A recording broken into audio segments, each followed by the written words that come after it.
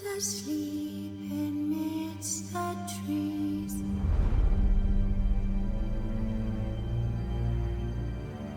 bats all aswaying in the breeze. But one soul lies anxious wide awake,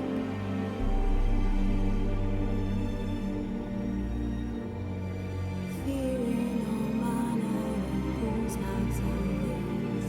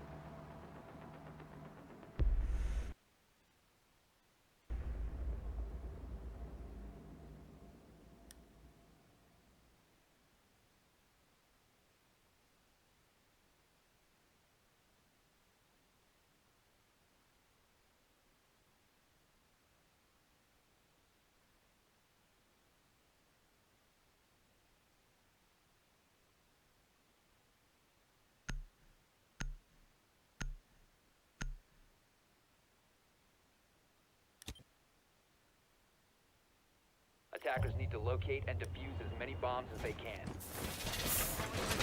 And now that I see that my mic was muted, and now everybody's gonna spend like 2 minutes saying, "Oh my God, mic muted, mic muted." And I'm like, "Yes, I know, but it's already been 4 minutes." Hey. All right, so we were talking about things. It was your microphone that was broken. Your headset, not mine.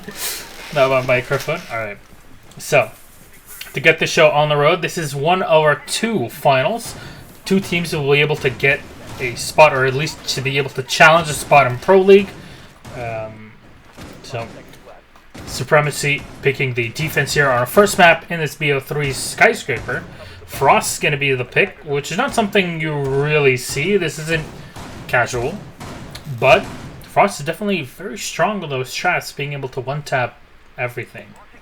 So, putting them on a map like Skyscraper, where there is a lot of window room, can be pretty huge to use, if you can set it up correctly. The Val, the Smoke, the Mira, and the Jaeger, of course.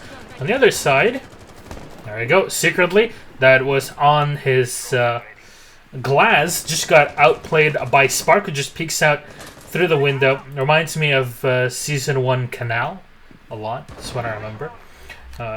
You have the IQ playing on here, and this is very good to be able to peek through any sort of utility. And we see the Valkyrie playing the staircase with the spots, allows her to dish out tons of damage, very close quarters position. BR teams like to play with a Caveira like this with the spots 15. They're trying to get back into it. There you go. So definitely alongside the Frost Trap, this can be very, very strong. Indeed, to set back any aggressive push, or at least try to slow it down, because you might not expect it, especially when you have the Spas 12 staring at you. So, Reindeer on the Thatcher, Blank, of course, on the Habana, already used his Kairos shots. Now we're going to see some more droning. Bomb's going to get confirmed, and they do spot Poseidon then there. Got to be very careful.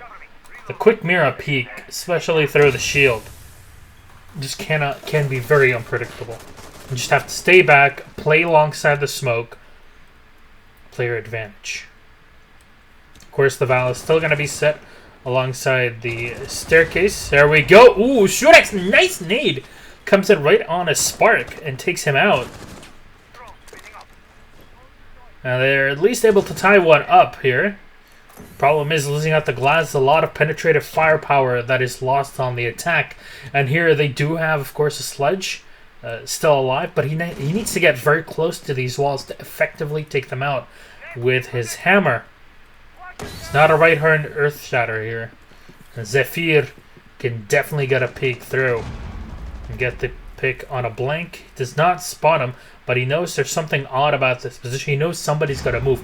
And Reindeer definitely might be coming in here. Poseidon, though, is going to get dropped. And Bibu's going to be able to refrag. Rafal nicely done onto Blank. They still have one player down, but it's no problem. And they go ham. They take down the last 2, and that is the Frost pick. She just works perfectly on a map like this one. The lower rate of fire allows for much more controllability once you're at these longer sightlines.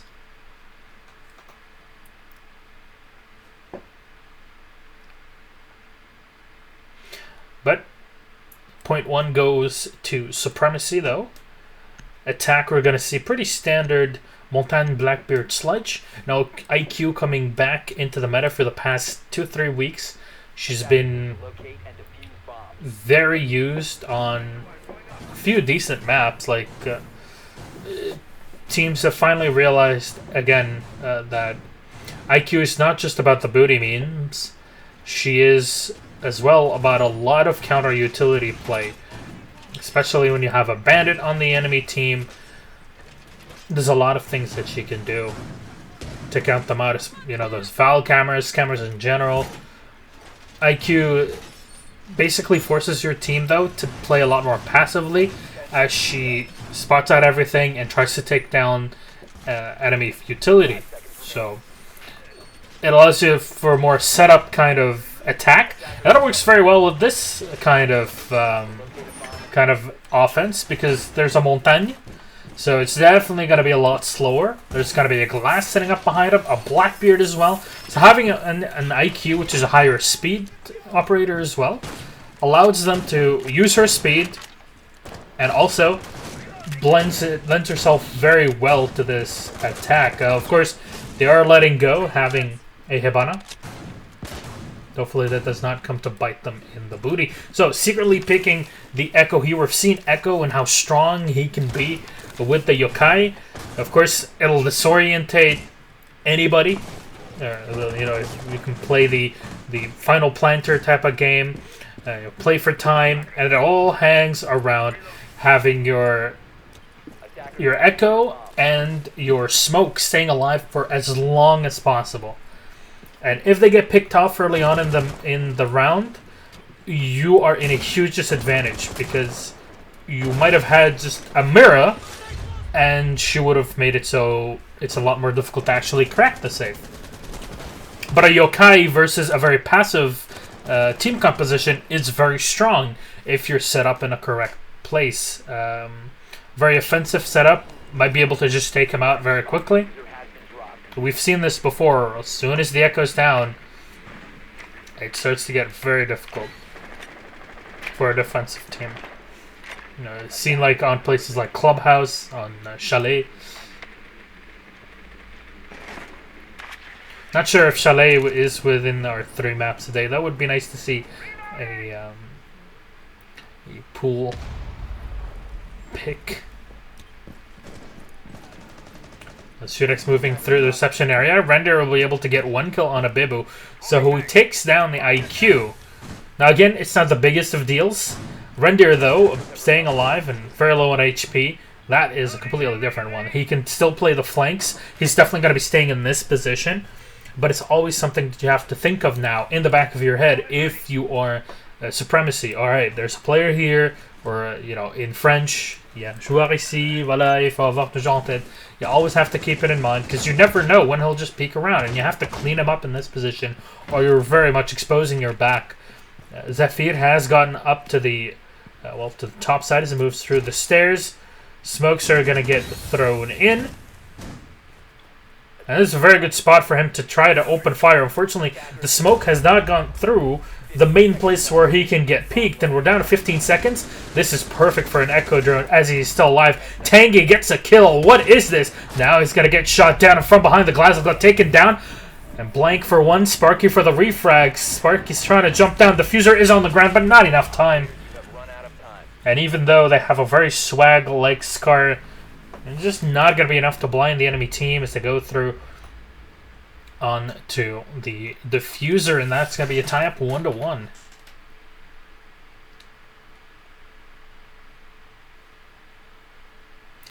See, apparently, I'm not too bad of a caster when I'm focusing on the game, right? Come on, give it to me. All 3 of you in chat. Why is it dead today?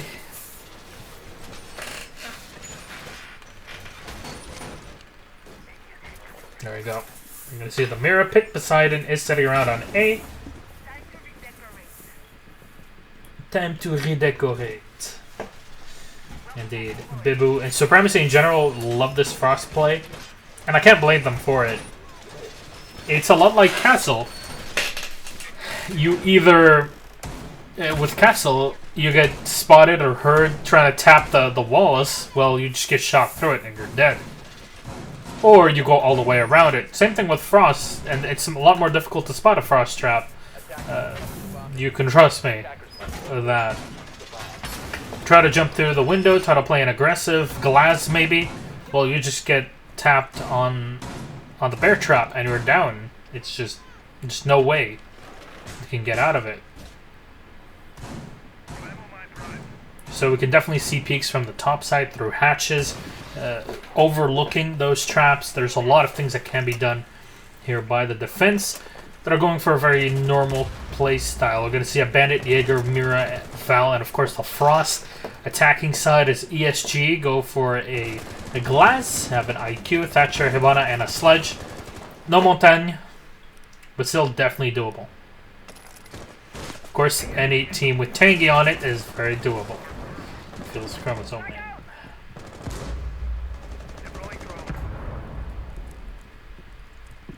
So Zephyr, though, land kill number 1, and he takes down the IQ. Yet again, the highest utility player is going to get taken down almost immediately. This is why some teams like to shy away from the IQ. So, peeking in here, it's Render on the Thatcher. He spots Babool around the back, but of course the controllability lends its ways. He does 40% damage, but Tanky will get the kill as they're both trying to peek at the same time. Great team play here from, both UK operators, if you will. Great nade by Tanky that runs right on the sparks. As he just jumps in the air, gets shot down. Zephyr holding off the main stairs. And is indeed going to go for the revive. Secretly just takes down Poseidon right behind secretly with one more. Going to go for the reload. As Zephyr is the last man alive, but he is spotted, and Reindeer will tap him out through the hatch. Nicely done. It thatched through the hatch. I'm sure British people back in the 80s have a joke about this.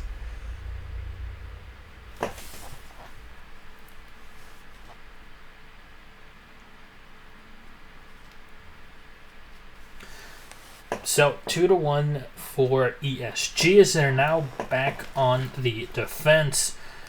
Blackbeard, Montagne, Sledge, Class, and IQ on the offense. Pretty much the same thing that we saw before. It seems like Supremacy is going to stick to this. And to be honest, I do not think that it's a bad idea. So, should definitely be working out. Unfortunately, we always see those, or we just saw the IQ being picked off first. We saw before the Glass getting taken out before he could really dish out his damage.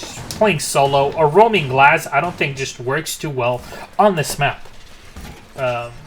Definitely can happen on something like Chalet, but when we're playing on a map like Skyscraper, you can definitely get outflanked from any position. There's so many places to look out for. I saw there, especially if there's a Mira, you're very nullified in terms of how effective you can be if you're coming in and attacking from the inside of the building with no real support. So we're going to see the castle being brought up, though, on the defense, which is great. We're talking about the way that a Frost can be effective.